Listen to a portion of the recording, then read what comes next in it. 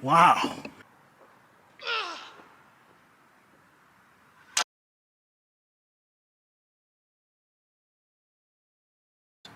Hello, this is Jack from Historical Archery, and today we have these modern reproductions of historical atlatls. These are made by Thunderbird Atlatl from New York State. Here's their brochure.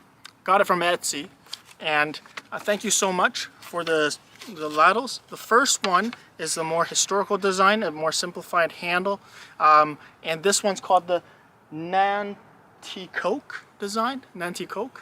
The second one is more modern with a more ergonomic grip with the grooving here for feeling it in the dark so you can get a faster reload. More modern grip here. This one is called the Catatonk design.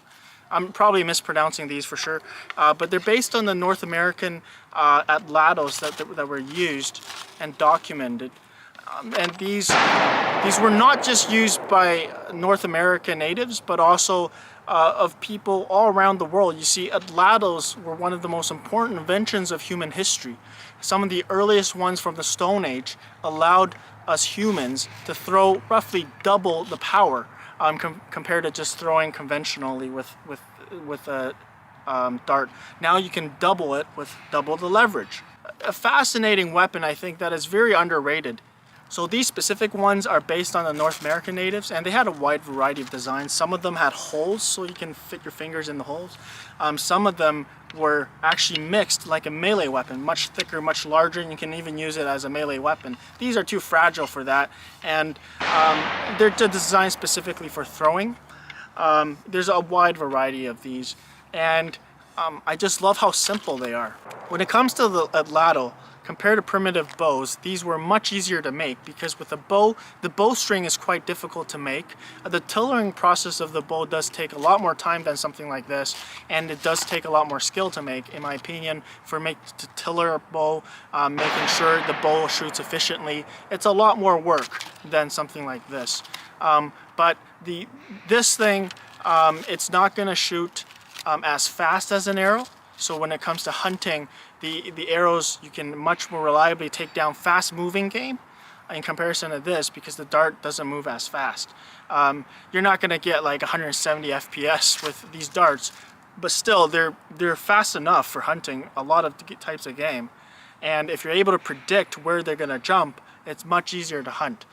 Compared to just a spear for throwing, the atlatls allow you to have a longer distance, but these throwing spears, they're much more sturdy and can be better used for melee weapons.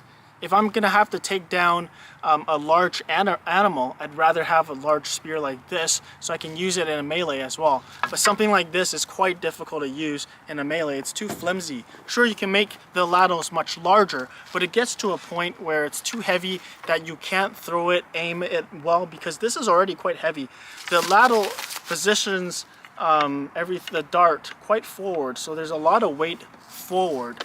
One way you can counteract that is to have a counterweight here to throw a heavier dart, but it gets to a point where it's just too heavy to be used, especially for skirmishing in the ancient world in recorded history.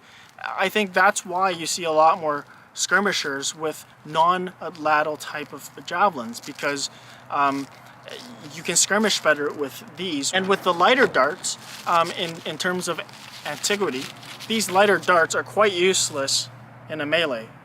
Against cavalry engagements, this isn't going to serve you well as an improvised spear.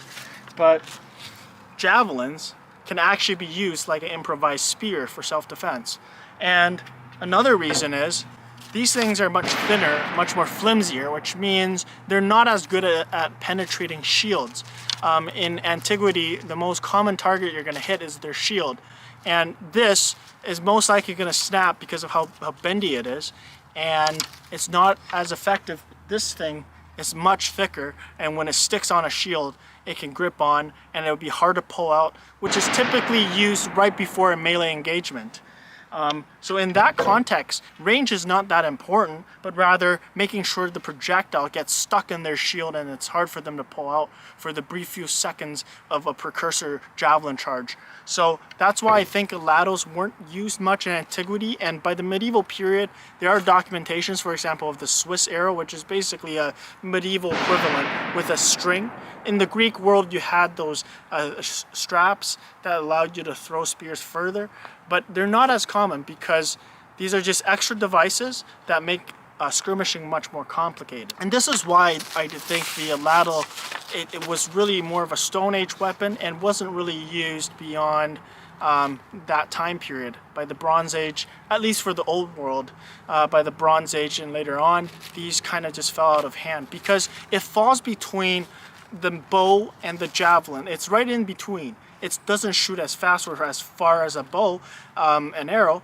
It doesn't carry as much ammunition, but compared to a javelin, it doesn't have enough stopping power, and it's not as effective at disabling shields. And on horseback, it's much harder to use a atlatl on horseback in comparison to just throwing javelins.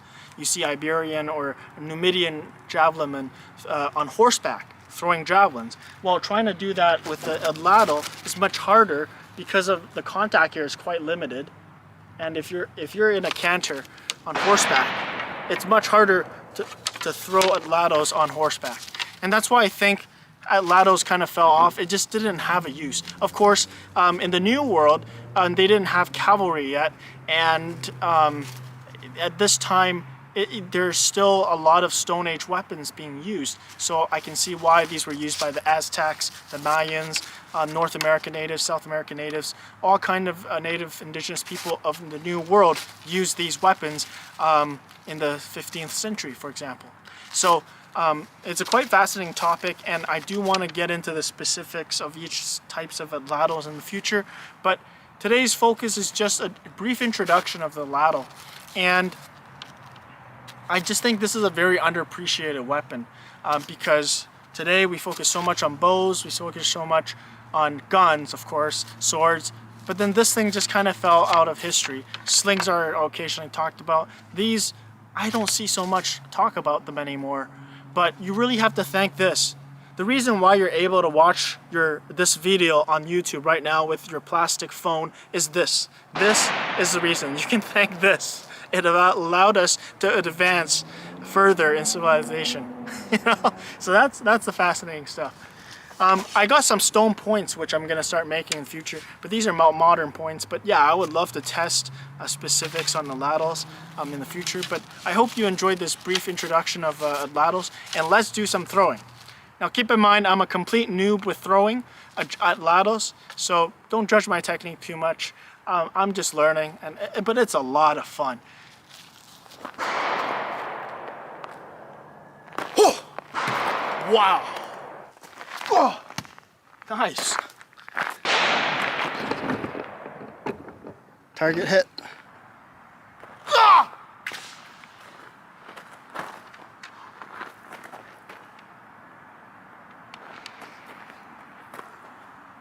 Whoa! Check it out.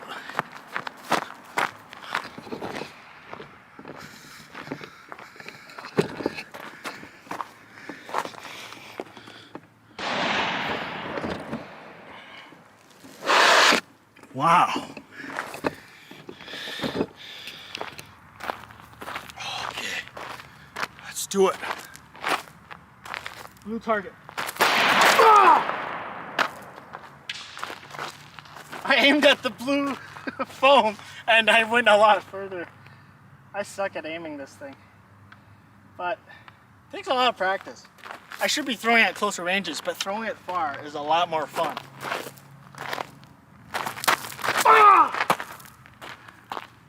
Yeah, forget about the blue foam. I just think throwing this far is a lot more fun. Oh!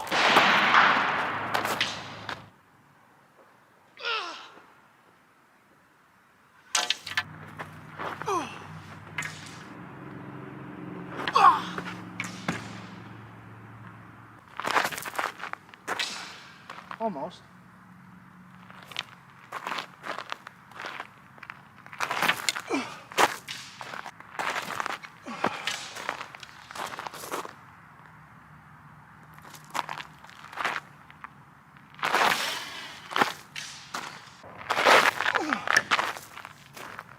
Okay.